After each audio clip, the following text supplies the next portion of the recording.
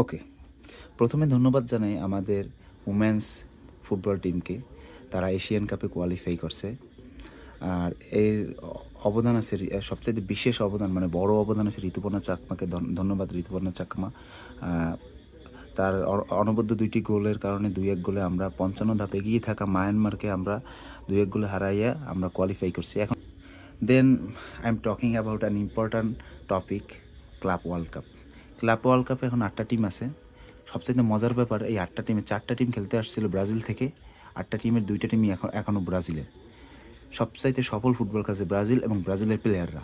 ১৫০ জনের মতো প্লেয়ার খেলছে এবার ক্লাব ওয়ার্ল্ড কাপে। সবচাইতে সফল, সবচেয়ে বেশি গোল দিছে ব্রাজিলের প্লেয়াররা। আর আমার মনে হইতেছে পালমেরাস চেলসির যে খেলাটা হইবে, পালমেরাস বনাম চেলসি আর ফ্লুমিউনেস বনাম আল হেলাল, এই জায়গা থেকে যে কোনো একটা দল ব্রাজিলে ওঠার চান্স বেশি। ঠিক আছে। আর এখান থেকে আমার মনে হয় আল হেলাল সবচেয়ে ভালো ফুটবল খেলছে এই 4 দলের মধ্যে। আর আর এখানে আছে PSG, Bayern, Real Madrid, Juventus.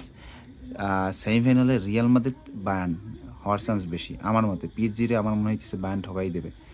PSG বায়ার্নের সাথে পারবে না, কারণ বায়ার্ন অনেক স্মার্ট ফুটবল খেলতে আছে এই ক্লাব বিশ্বকাপে।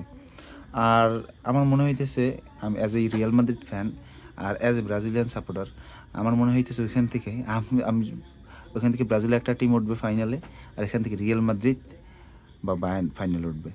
আর আমি চাই রিয়াল মাদ্রিদ ওয়ার্ল্ড কাপ জিতুক।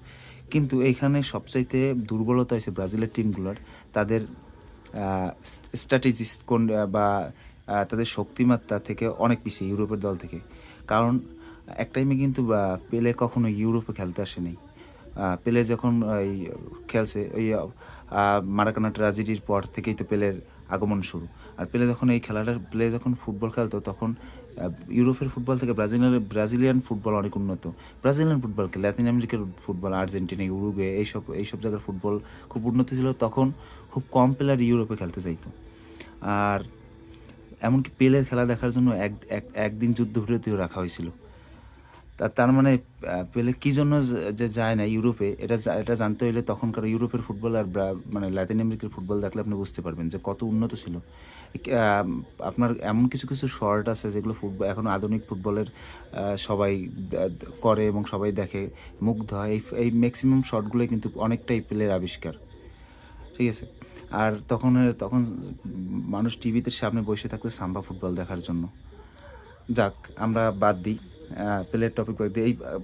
এই টপিকটা তোলার কারণ হচ্ছে, আগের যে ব্রাজিলিয়ান, এখন বর্তমানে ব্রাজিলের প্লেয়াররা 18 বছর হইলেই তারা চলে যায় ইউরোপে খেলতে।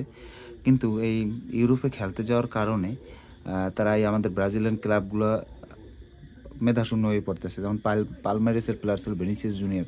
আজকে যদি পালমেরাসে ভিনিসিয়াস জুনিয়র খেলতো, তাহলে পালমেরাসের শক্তি +10+2 হয়ে যেত, 12 হয়ে যেত। এইভাবেই আমরা মনে করি।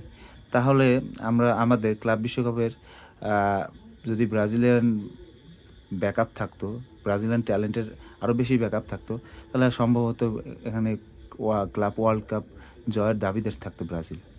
এই জন্য বলি, ব্রাজিলে কিন্তু প্রতিভার অভাব নাই।